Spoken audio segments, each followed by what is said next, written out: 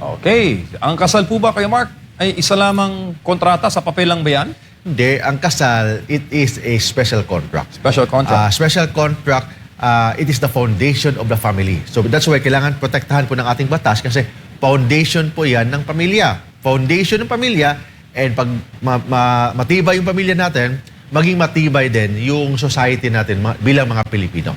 It is the foundation of the family and an inviolable social institution. Social institution po yan, then yung nature niya, yung mga consequences ng kasal is governed by law, hindi governed by agreement ng parties. Ano ba yung mga consequences ng kasal? For example, pwede ba mag-usap ang mag-asawa na hanggang 2 years lang tayo ha? After 2 years, expired na yung kasal natin. Walang ganun. Bakit?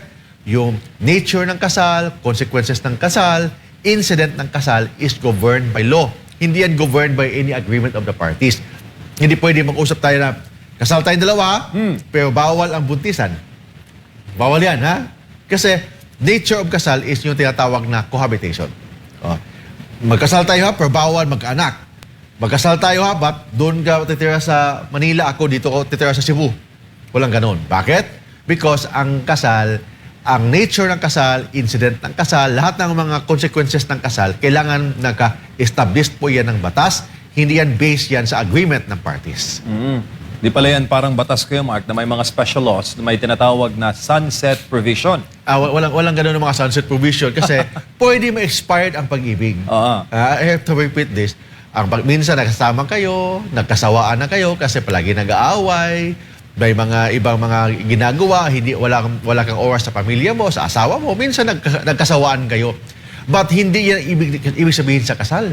Kasi ang kasal, ang ibig sabihin doon, commitment.